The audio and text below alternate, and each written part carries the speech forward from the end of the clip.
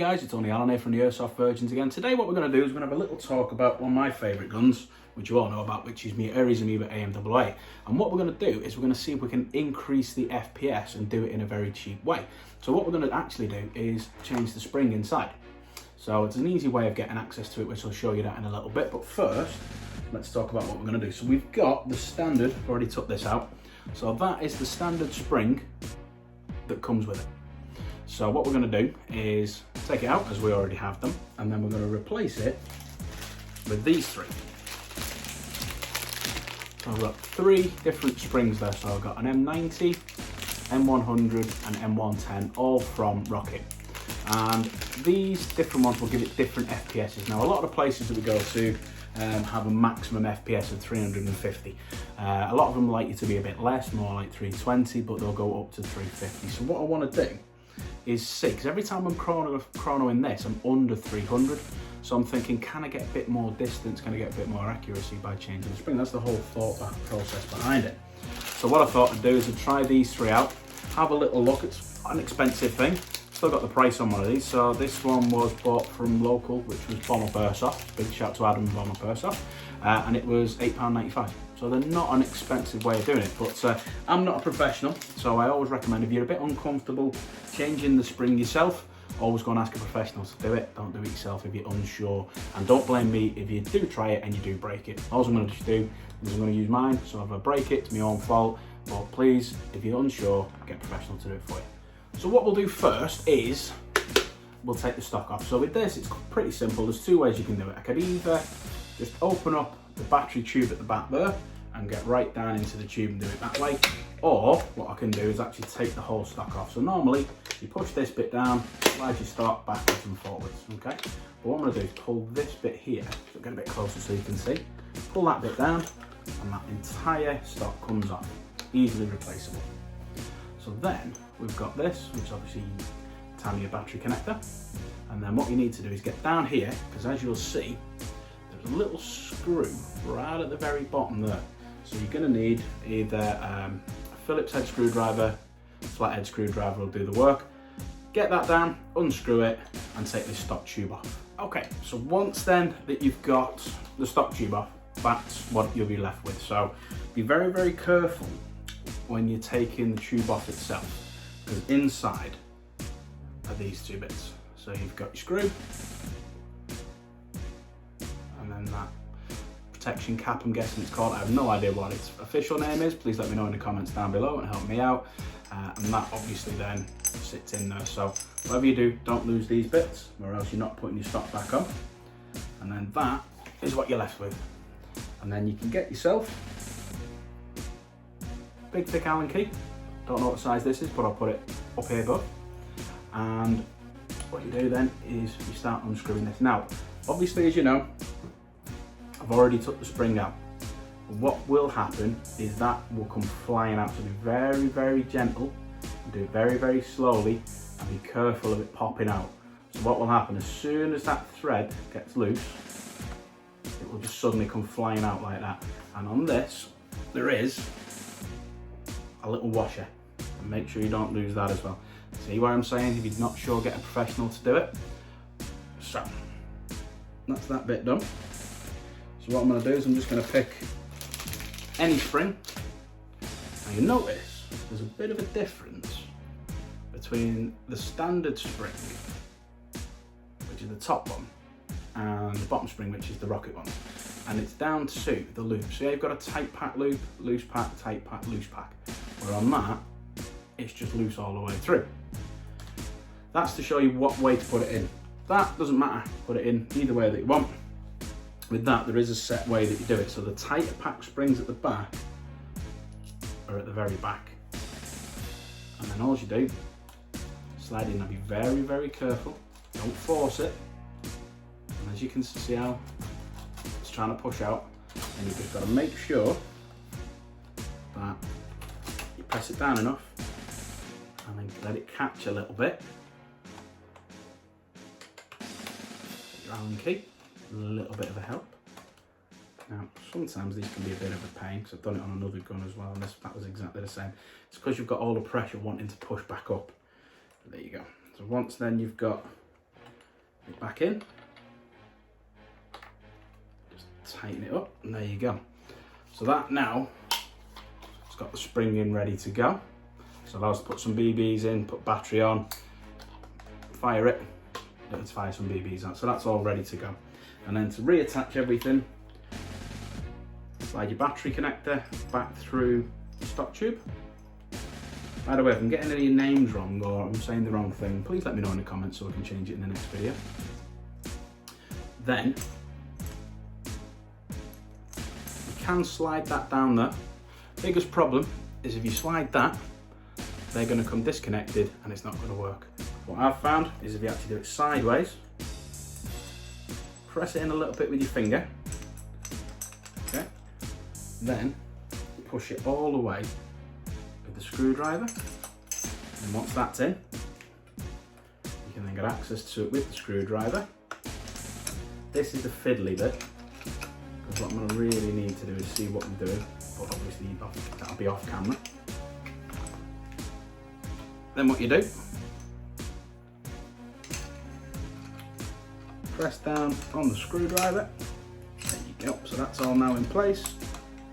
And the final thing to do is find the thread,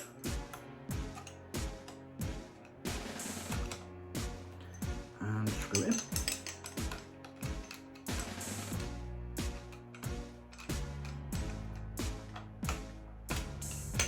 in. Nearly done. Well, you're better having a Phillips or a posi drive screwdriver. This I'm using a flathead on it because I can't find my posi drive screwdriver, and it's a bit of a pain in the bum.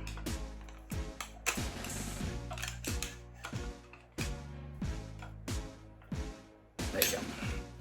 So that's it. So that's now rock solid on there, and then we're going to put this back on again. Okay, so what you do, slide that back in. Pull that back down again. There you go, all ready to go. And then if I want to put the battery on,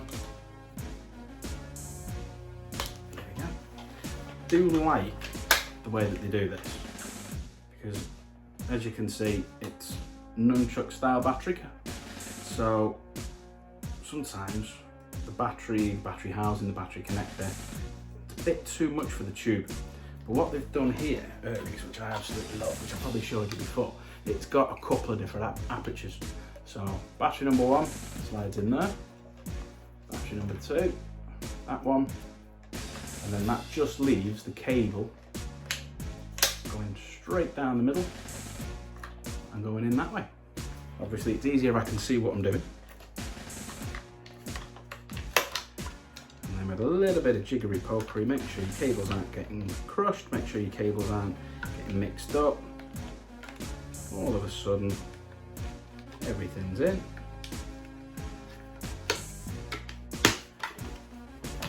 Done. You can then move that around. It's not going to go the full length, the battery will stop it a little bit. But there you go, now battery's in. If I put my hand there,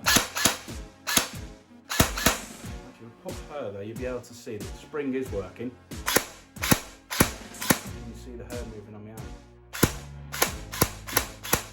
So, spring's in, spring's all working fine. So what I'm going to do now is I'm going to go out to the range. A couple of weeks back, we've got chronograph. So what I'm going to do, I'm going to go out, wander outside with all the springs onto the range. I'm going to fire 10 BBs through them all, and we're going to see what the FPS comes at. So what we're trying to do is get to 350 on 0.2 BBs without going over. That's the goal, okay? So we know with this one we're normally under 300, so chrono that one. Then we'll move on to a 90, the 100, and then the 110. And we're going to see which is the closest. Now, I know a lot of people will be saying, well, your hop-up's going to play a big part in it as well. So what I'm going to try and do is get to around about 340 to 345. Then have a little play around with the hop-up, which is just in there, just to get it all right. Got my sight on as well. So what I'm going to do is get my hop-up right, make sure it's shooting properly, make sure it's shooting straight so it's not going to fly up, it's not going to fly down. Then we're going to zero in the sight and then the whole gun will all be ready to go. But zeroing the sight and playing around with the hop up, we're going to cover another video, only because I'm not as experienced enough with the hop up, know exactly how it works to cover it in a video, and I don't want to be going through the wrong information. So this is purely how to change the spring and what the different springs actually do and what the FPS would they come out to be. Obviously if it goes over 350, which I've got a feeling the 110 will, my money's on the 100. But I've got a feeling the 110 will actually go over 350. Obviously that's going to be illegal when we go to play any games, so we can't be using them. So let's get started and see what we can do.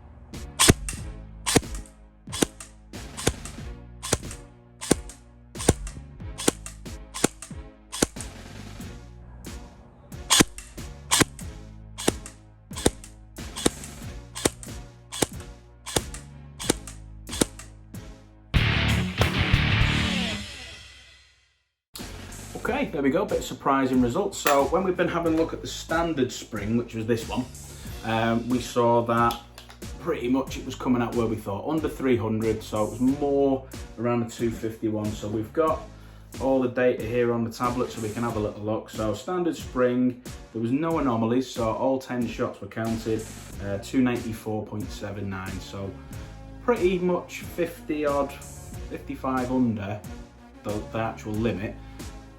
Still shoots right, still shoots straight, still a pretty good spring that comes with it as standard, but obviously the whole goal of this is to try and get that higher FPS, which that wasn't doing. So then we went for this one, which was the M90. Now this was actually worse though, so there was one anomaly in it which took our average down to 387.63, but you take that anomaly out and just divide it by 9 instead of the 10, it was 291.62, so it was over 3 FPS worse than that one. So yeah, don't think I'll be going with that. Then we tried the 100, which I've left inside the gun itself. So that did have one anomaly, which is that very first shot, which was 297. So it's 339 average, but we take that anomaly out, it was 344. So that we can play with and try and keep that below the 350 FPS. And then finally we had the 110. And on average that was coming out at 353.7. So that's going to be shooting quite hot, and I don't think when playing around with the hop up I'm going to get it sufficient so that I'm happy with where it's going for the power that you get. So I think that's a bit too much borderline, so we won't bother with that one. But in there I've left the 100, so I'm going to be playing around with that. So in the next video I want to do is I want to show what playing around with your hop up does, and how to gain access to it and how to actually move it around. So I'm going to do a bit more research into it before doing that video. And then what I'm going to do is show you how to zero in your sights as well, because as you know there's two little springs, one under here, one under there, sorry, that does your elevation and your windage. So what I want to do is make sure A, the gun is shooting straight with the hop up underneath there, and then we'll zero in our sights to make sure that we're getting absolutely perfect when we're aiming down sight to kill anything that gets in front of us, and we're getting a crack shot every time we shoot the gun. So that'll be the next video that we cover.